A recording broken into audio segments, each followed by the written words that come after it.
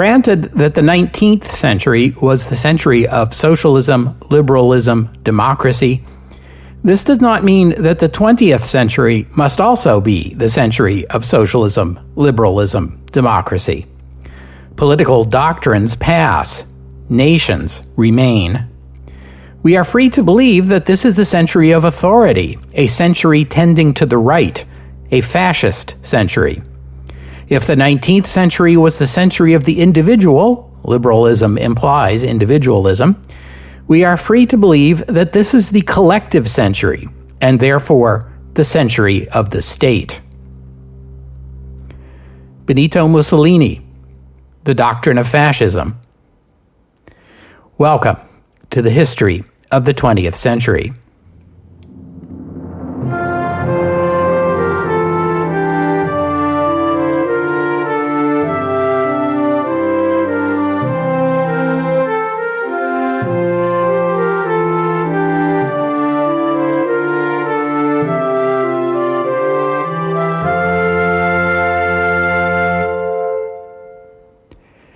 Episode 254, The Century of the State.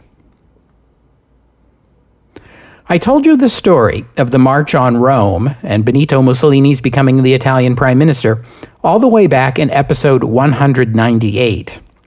It's worth paying attention to this moment and what followed, for here is the world's first fascist government. There have been and will be other political movements that could be called fascist, or maybe proto-fascist is a better way of putting it. In his book, The Anatomy of Fascism, Robert Paxton points to some of the right-wing political movements in France in the late 19th century as harbingers of fascism. In this connection, you also have to think about the Dreyfus Affair, episode 8, with its blatant anti-Semitism in the French military and among French conservatives, plus the conviction that lying, forging false documents, even imprisoning innocent people, were necessary, even noble acts if they served to protect the army and the state. Paxton also notes the Ku Klux Klan in the United States of the 1870s, which bears many of the marks of a fascist movement, including the racism, the paramilitary uniforms, and the willingness, even eagerness, to commit political violence. But this moment in Rome in October 1922 is the first time a fascist movement ever took control over a nation. And it will only happen once again, spoiler alert, in Germany.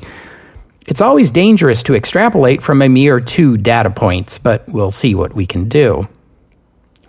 First of all, in Italy, as will be the case in Germany, the fascists did not take power through a revolution or coup d'etat, but rather through a legitimate, legal, constitutional process. If you remember the details of the March on Rome, the Italian government wanted to use force to declare martial law and break up the march, but the Italian king, Vittorio Emanuele III, refused to approve that solution. The king's motives here are not entirely clear. Maybe it was a reluctance to use the army against fellow Italians, or perhaps it reflected sympathy with the fascist movement. Maybe a little of both. The fascists had been generating political violence up and down Italy for years, mostly in opposition to socialists. The Italian criminal justice system, like the king, had an apparent soft spot for fascists. The police were far quicker to arrest socialists for acts of violence while looking the other way when fascists did the same. Fascists who were arrested were less likely to be prosecuted. Those who were prosecuted were more likely to be acquitted or draw lighter sentences than socialists in similar straits. It seems there was a lot of sympathy for the fascists up and down the Italian political and legal system. Mussolini did not personally participate in the March on Rome. He was in Milan at the time. After the government resigned and the king chose Mussolini to be the next prime minister, he rode into Rome on the overnight sleeper car from Milan. When he met with the king to receive the formal request to form a government, he said to the king, "Your Majesty will forgive my attire. I have come from the battlefield," which was a lie, but notice the desire to depict himself and his movement in military terms, because that's a common fascist trope. Even this story wasn't overblown enough, so later the tale emerged that Mussolini's words to the king were actually, "Your Majesty, I bring you the Italy of Vittorio Veneto." This is another military metaphor. It depicts Mussolini as, in essence, proclaiming the return of the glorious Italy of the Battle of Vittorio Veneto, which, as far as an Italian fascist is concerned, was the brilliant Italian triumph that broke the Central Powers and won the war for the Allies. The truth is far less inspiring, as we learned in episode 170, but no true fascist will let a little thing like reality get in the way. The larger promise implicit in this phony quote is that the old Italy has returned, the Italy unified in purpose and ready to fight for its honor and to reclaim its stolen destiny. Remember that although the March on Rome was an implicit threat of violence, it was not violent revolution that won Mussolini the premiership. It was the refusal of the king to fight back and the subsequent resignation of the previous prime minister and cabinet. This amounted to a fully legal and constitutional process. But less than 2 weeks later, when Mussolini addressed the Italian Chamber of Deputies for the first time, he was already referring to his accession as the Fascist Revolution. You can think of this as a case of Bolshevik envy. Mussolini went on to tell the parliament that with 300,000 black shirts at his command, he could have punished all those who had opposed him. He could have turned the deputies out of their own chamber and made it into a black shirt barracks. But he restrained himself out of a sense of generosity. "I could have done so, but I did not wish to do so, at least not at this moment." He went on to tell the chamber that he was forming a coalition government, not out of necessity, but as a similar act of generosity. The need to save the Italian nation was more important than matters of party or ideology. It was a task for every Italian. Of course, one of the things Mussolini was promising to save the Italian nation from was fascist violence. Political violence in Italy, mostly between fascists and socialists, had killed about 2,000 people since the end of the war, a remarkable number in what was supposed to have been an advanced liberal democracy. Mussolini and the fascist movement had not actually used violence to win political power, but rather had unleashed fascist violence in the streets of Italy, then offered themselves as the leaders who could end the violence and save Italy from them. You might think of this as a revolutionary bank shot. This was the genius of Mussolini and of the fascist movement. Despite Mussolini's bluster about how he didn't need to form a coalition government but would do so anyway since it was what the country needed, the fact was, of course he needed a coalition government. The Fascist Party held just 35 out of the 535 seats in the Chamber of Deputies. Obviously, nothing much would get done without coalition partners. With the benefit of historical hindsight, you might wonder why other political parties would agree to enter into a coalition with the fascists and lend them the credibility of legitimate political partners. In fact, at the time, it felt more like the opposite. The other parties were forming yet another coalition government, as was the norm in Italian politics, only this time with Benito Mussolini as the new face of the same old coalition. Mussolini and his fascists had been strident and effective critics of Italian democracy. Mussolini had condemned Italian democracy as an impotent debating society that argued endlessly as the nation plunged into crisis. By placing Mussolini up front as the government figurehead, the other parties and their leaders could create the appearance that Italian democracy had reformed and reinvigorated itself, while behind the scenes, the same old politicians and parties would keep doing the same old things. That was the idea, anyway. No doubt many leaders of these traditional parties believed Mussolini to be a gadfly, a showman with no real political expertise, who could easily be outmaneuvered, especially since his own party was only a small portion of the governing coalition. But they had underestimated him.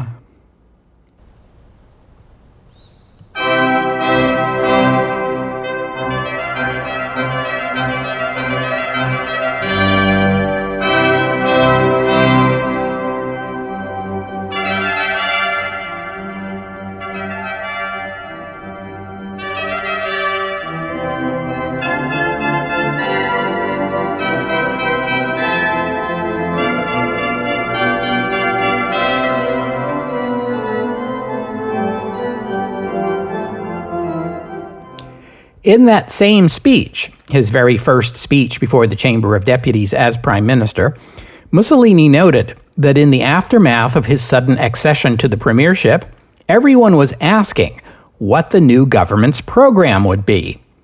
Mussolini told the chamber, quote, "It is not, alas, programs that are wanting in Italy, but men with the will to carry them out.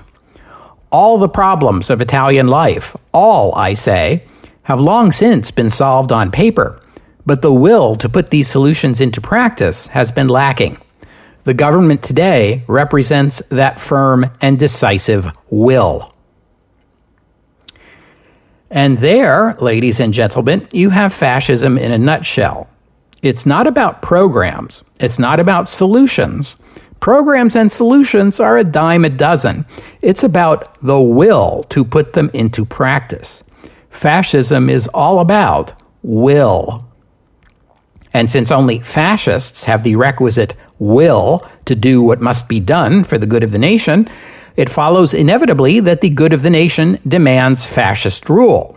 Thus, as soon as Mussolini became prime minister, he set to work to ensure that he and the fascist party would be ruling forever.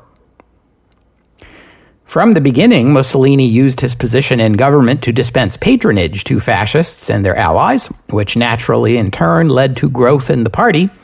Party membership rose from 300,000 at the time Mussolini took office to 780,000 by the end of the following year. Many of the new members were from the south of Italy, a region where the party had very little presence, until now. Mussolini pursued a strategy of institutionalizing the fascist party by creating fascist-controlled replicas of existing institutions. Even before he took office, Mussolini was musing about creating a separate body that would be more efficient than the Chamber of Deputies with its endless speeches. In December 1922, he announced the Grand Council of Fascism, populated by the party's most important leaders. Increasingly, it was here that important matters of state would be discussed and decided. The party already had its paramilitary black shirts. These were reorganized in what came to be known as the Milizia Volontaria per la Sicurezza Nazionale, the National Security Voluntary Militia, or MVSN, to use the Italian abbreviation. Its declared purpose was to defend the October Revolution. Just months after Mussolini became prime minister, he was already recasting his accession in the mold of Lenin. Back in Milan, the fascist newspaper Il Popolo d'Italia was taken over by Mussolini's younger brother Arnaldo, who faithfully took on the task of portraying his big brother in the best possible light in the pages of the newspaper.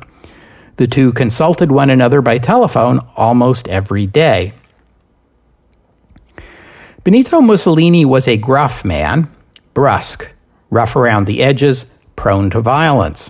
He was the son of a blacksmith. After he became head of government, he tried to soften his image. He wanted to seem strong and firm, yes, but not uncouth. Also, it was part of the fascist promise that fascist rule would mean an end to the political violence plaguing Italy. It was the fascists who had created the political violence, mind you, but even so, winding your followers up so tightly that they go out and do violence against your political enemies is one thing. Winding them down again is another. Mussolini never had as tight a grip over his party as Hitler or Stalin had over theirs, but Mussolini turned this to his advantage by publicly pledging that the new fascist-led government would crack down on all outbursts of violence, even when committed by other fascists. This won the new government praise at home and abroad. And within 2 months after taking office, Mussolini made 2 foreign trips. One to Lausanne, Switzerland, where the Treaty of Lausanne was being ironed out, episode 196. The other to London for a conference on reparations, where he was met at Victoria Station by a squad of 50 black shirts who threw up Roman salutes and sang Giovinezza. The British reaction to this spectacle was a mix of surprise and amusement. Newspapers had to explain that funny salute, the raising of the right arm with hand pointed forward. The Times gushed that, quote, Signor Mussolini has an air of authority and a dominating personality. Over the next few years, Mussolini's leadership in Italy would be praised by figures as diverse as Winston Churchill, George Bernard Shaw, and Mohandas Gandhi. America's first couple of the cinema, Douglas Fairbanks and Mary Pickford, visited Mussolini in Rome and came back home to the United States sporting fascist pins and teaching their Hollywood friends how to throw a proper Roman salute. Perhaps Winston's wife, Clementine Churchill, said it best when she replied to her husband's praise by suggesting it was perhaps more pleasant to admire a figure like Mussolini from afar than it was to live under his rule. Under Mussolini, who also held the portfolio of foreign minister in his government, Italian foreign policy remained mostly the same. The fascists wanted to convey an international image of a reasonable Italy that would work cooperatively with other countries. But this image soon took a hit in August 1923 when the Corfu crisis broke out. This crisis began as a border dispute between Greece and Albania. The two nations brought the case before the Conference of Allied Ambassadors. A joint Italian-French-British commission was created to settle the dispute. This commission was chaired by an Italian general named Enrico Tellini. On August 27, 1923, Tellini and his entourage of 3 Italians and their Albanian interpreter were ambushed and killed in the disputed border region. The perpetrators were never found, and their motive remains unclear. They may have been bandits, although the victims were not robbed. Given the location of the attack in the disputed border region, the attackers could just as easily have been either Greek or Albanian. No one knows for certain, even in our time. The Mussolini government in Rome blamed Greece for the attack. Anti-Greek demonstrations broke out across Italy. 2 days later, Rome issued a stringent set of demands, beginning with a funeral for the victims in Athens, to be attended by the Greek cabinet with full military honors, and then an indemnity payment of 50 million lire, and going on from there. When the Greek government made a counteroffer that was less than complete compliance with Italian demands, the Italian Navy bombarded the Greek island of Corfu in the Adriatic and landed thousands of Italian Marines who seized control of the island. The Greek government appealed for help to the League of Nations, but the Italian government refused to discuss the matter at the League and threatened to leave the organization if it got involved. The Italians insisted instead the dispute should be resolved by the Conference of Ambassadors. In Britain, Foreign Secretary Lord Curzon described the Italian ultimatum as more stringent than the one Austria had given to Serbia in July 1914. He told Prime Minister Stanley Baldwin that if the League of Nations did not act to protect Greece, then the League may as well shut its doors. Crucially, though, France opposed League involvement in this confrontation. This was the same time France was occupying the Ruhr region of Germany, episode 214, and the French government was reluctant to set a precedent that might support League intervention against the French occupation. The Conference of Ambassadors announced a settlement less than a week later. Greece was forced to accept virtually all of the Italian demands, including the indemnity, although there was and is no evidence to confirm that Greece bore any responsibility at all for the attack. A chastened Greek government abandoned its claim for the return of the Italian-occupied Dodecanese Islands, which Italy had won from the Ottoman Empire in 1912, episode 66, and to which the Greeks laid claim following the Great War. Italy would formally annex the Dodecanese Islands in 1925. It was a major foreign policy success for Mussolini and was widely celebrated in Italy. The political boost couldn't have come at a better time. The fascists still only held 35 seats in the Chamber of Deputies, and Mussolini was by this time, less than a year in office, already eyeing ways of increasing his majority, like drastically. The solution came as an electoral reform drafted in 1923 by one of Mussolini's fascist allies and known by his name, the Acerbo Law. Italian democracy had traditionally worked like French democracy. There was a large number of political parties and governments formed as coalitions of these parties, with cabinet positions handed out among members of the coalition. Such a system is arguably more democratic than the British or American tradition of two major parties, sometimes three in Britain, though it is inarguably less stable, with governments forming and falling far more frequently, to be replaced by new governments that are often composed of mostly the same old parties in a slightly different configuration. But the fascists had no patience with this Italian political tradition, and so a new electoral system was proposed, one intended to produce governments stronger and more stable, in line with fascist doctrine. Though one might argue that the Acerbo Law went a little far. It replaced a parliament made up of individual constituencies with one elected at large across all Italy, seats to be apportioned according to each party's share of the vote. So far, so good. A number of countries use that system. But the law also included this provision. If at least one party carried at least 25% of the total vote, then the party with the largest vote share would be awarded 2/3 of the seats in the Chamber of Deputies, with the remaining third allocated proportionately among the other parties. Yes, you heard that right. 2/3 of the seats to a party that gets the most votes, provided they get a minimum of 25%. Because fascists don't like to take chances. Not at the ballot box, anyway. You might think that the other Italian political parties would look askance upon this proposal, but in fact it passed easily. Italy's liberal political parties voted for it. It was supported by three former prime ministers, Antonio Salandra, the man who had led Italy into the Great War, Vittorio Orlando, the man who had represented Italy at the Italian Peace Conference, and the grand old man of Italian politics, five-time prime minister Giovanni Giolitti, now in his 80s, but still sitting in the Chamber of Deputies as a member of the Liberal Party. Many newspapers editorialized in favor of the law, including Italy's largest and most influential paper, the conservative-leaning Il Corriere della Sera, in Mussolini's hometown of Milan. The only real opposition to the proposal came from the socialist left, though they didn't have the votes to block it. One such left-leaning opponent of the law was Giovanni Amendola, a deputy who had served in the government of Luigi Facta. That would be the previous cabinet, the one that resigned when the king refused to use force against the March on Rome. Amendola spoke out against the law, accusing Mussolini and the fascists of totalitario, a word he coined to signify that Mussolini didn't want to work in cooperation with other parties, but instead pursued total control over the government and the nation.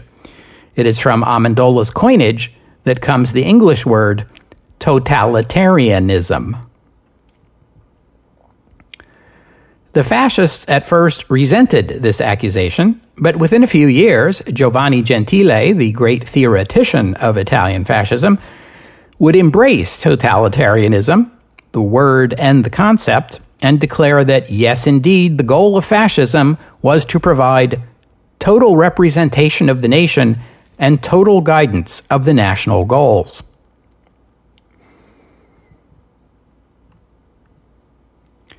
Almost as soon as the ink was dry on the king's signature on the Acerbo Law, he dissolved the Chamber of Deputies and called new elections, which were held on April 6, 1924.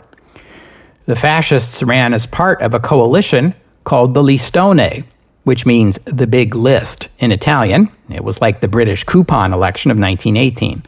The Listone also included Giolitti's Italian Liberal Party and Orlando's Democratic Liberal Party. When the votes were counted, the Listone took about half the vote in northern Italy, the base of Italian industry and Italian socialism. It took 3/4 of the vote in central Italy, and an eye-popping 82% in southern Italy, a region that had had virtually no fascist presence in the previous election. Overall, the Listone carried 64% of the vote, rendering the Acerbo law virtually moot. Nothing like this had ever been seen before in Italian political history, and nothing like it would ever be seen again. This will be the first and the last time the Acerbo law would be in effect during an Italian general election. This will also be the last multi-party election in Italy until 1946. But I'm getting ahead of myself. In the aftermath of this historic election, Mussolini felt encouraged to pursue consensus even with the parties of the left. Fascism was supposed to represent the entire nation after all, and he had some success with this outreach, but one leftist he could not persuade was the socialist Giacomo Matteotti, leader of the Unitary Socialist Party, which held 24 seats in the new chamber. Matteotti emerged as the fascist government's leading critic. He published a book titled The Fascists Exposed and denounced the government in speeches in the chamber. He accused members of the government of accepting bribes from Sinclair Oil, the American company also deeply involved in the Teapot Dome scandal, episode 229, in exchange for granting Sinclair drilling rights in Libya. He also condemned the recent election as fraudulent and influenced by violence and intimidation. He suggested that the level of political violence in Italy might be compared to that of Mexico, except that such a comparison would be insulting to the Mexicans. I love a good burn. After a few weeks of this, the fascists had had enough. On June 10th, Italians were stunned by the news that armed thugs had accosted Matteotti outside his house in Rome, bundled him into a car, and sped away. A nationwide search went on for 10 weeks before Matteotti's body was discovered. Investigation implicated several high-ranking fascists. Whether Mussolini was personally involved in the planning, the kidnapping, and murder of Matteotti is a question still under debate in our time, but there can be no doubt that the leader of the fascist party was responsible for creating a political climate in which such an act was thinkable.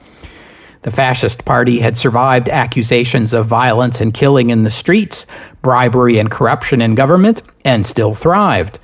But could the party survive the brazen murder of an opposition political figure in broad daylight in Rome itself?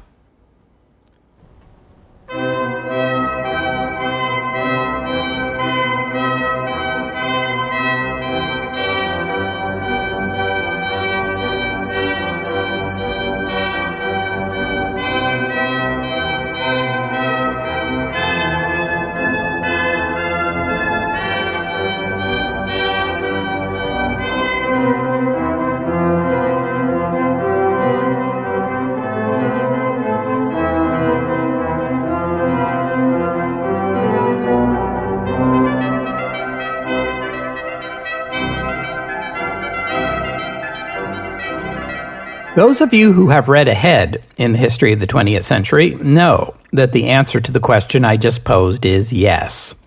With regard to the Matteotti murder, the major power centers in Italy, the military, the business community, the king, and the Catholic Church all found it prudent to look the other way.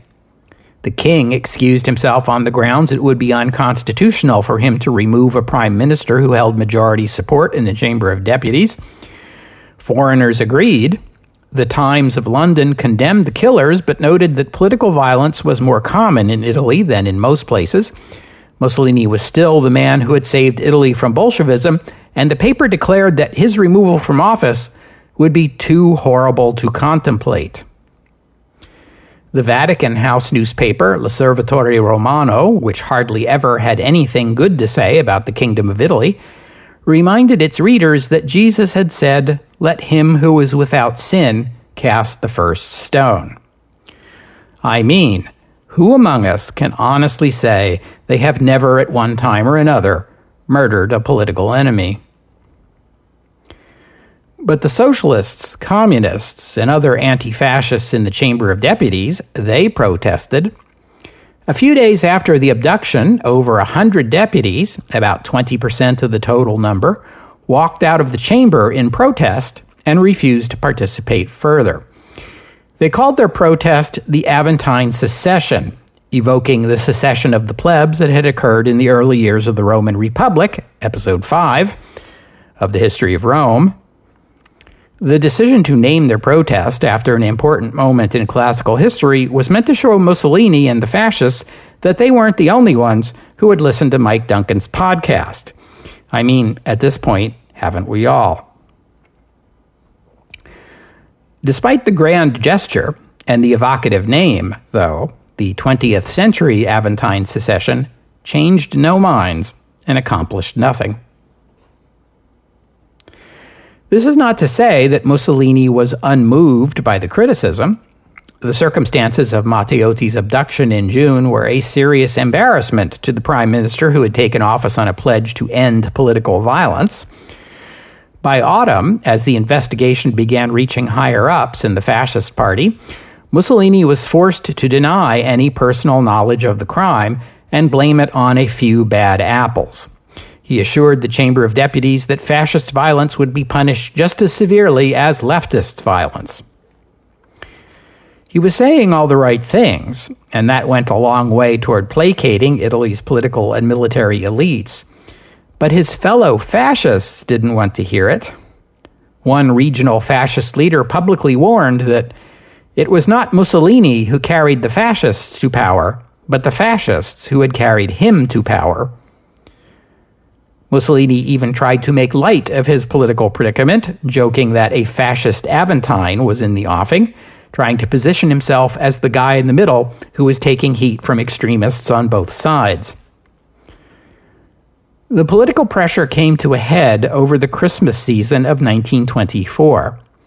Mussolini called the Chamber of Deputies back into session immediately after the holiday, on January 3, 1925, and delivered a speech in which he abruptly reversed course. He told the chamber he accepted responsibility for the murder of Giacomo Matteotti, not personally, but because he was the leader of the nation, which meant that Italy's political and moral climate were his responsibility. And, he warned darkly, when two irreconcilable forces meet, the only solution is force. In other words, in claiming the responsibility to end political violence in Italy, Mussolini was declaring he had the right to use violence as a means to that end. 2 weeks later, Mussolini reshuffled his cabinet. Out were his liberal allies. He didn't need them anymore. Mussolini would claim for himself not only the premiership, technically the presidency of the Council of Ministers, but also the ministries of Foreign Affairs, War, the Navy, and Aviation. In years to come, he would add the portfolios of Public Works, Corporations, and the Colonies. At his peak, he held no less than 7 ministerial portfolios. Mussolini put himself at the center of everything that mattered in Italy. Fascist labor unions replaced socialist and Catholic labor unions. The Confederation of Italian Industry was asked to recognize only the fascist unions in their dealings with labor, a request the Confederation was happy to agree to. Italian newspapers were pressured to sign on to the national unity that fascism represented, and one by one they fell into line. After the revelation of an assassination plot against Mussolini in November came the passage of a new law empowering government supervision of the press. After that, even the owners of Il Corriere della Sera, Italy's flagship newspaper, gave in and fired their anti-fascist editor. In the aftermath of the November 1925 assassination plot, which was broken up by the police before it got anywhere, there were no less than 3 assassination attempts against Mussolini in 1926. The first, in April, was the act of an Irish woman named Violet Gibson, who fired a pistol at Mussolini, grazing him in the nose. He put a bandage over the wound and went ahead with a scheduled speech, exhorting his audience to live dangerously. He told them, like a general commanding his troops, "If I go forward, follow me. If I retreat, kill me. If I die, avenge me." The assassin was found to be mentally ill. It made great pictures for the newspapers. It even moved Mussolini's little brother Arnaldo to tears.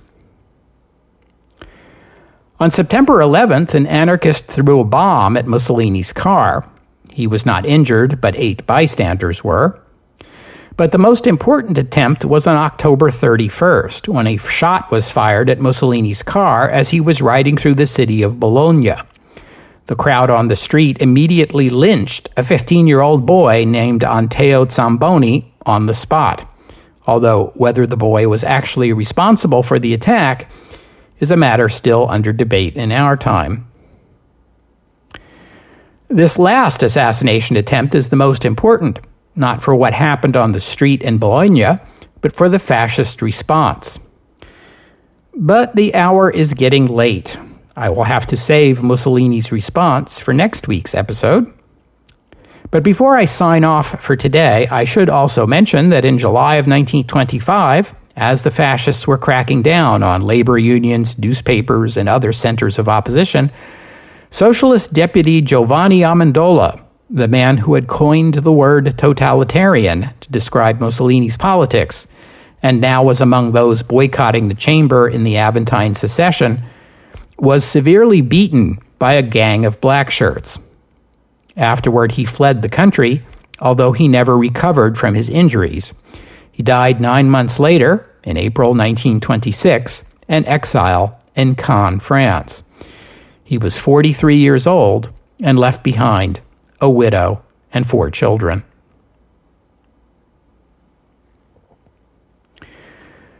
We'll have to stop there for today.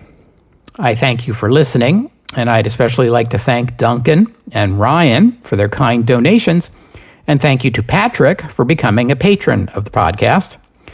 Donors and patrons like Duncan and Ryan and Patrick help cover the costs of making the show, which in turn keeps the podcast available free for everyone. So my thanks to them and to all of you who have pitched in and helped out. If you'd like to become a patron or make a donation, just visit the website historyofthe20th century.com and click on the PayPal or Patreon buttons. The podcast website also contains notes about the music used on the podcast. Sometimes it's my own work, sometimes it's licensed, but many times the music you hear here is free and downloadable. If you hear a piece of music on the podcast and you would like to know more about it, including the composer, the performers, and a link to where you can download it, that would be the place to go.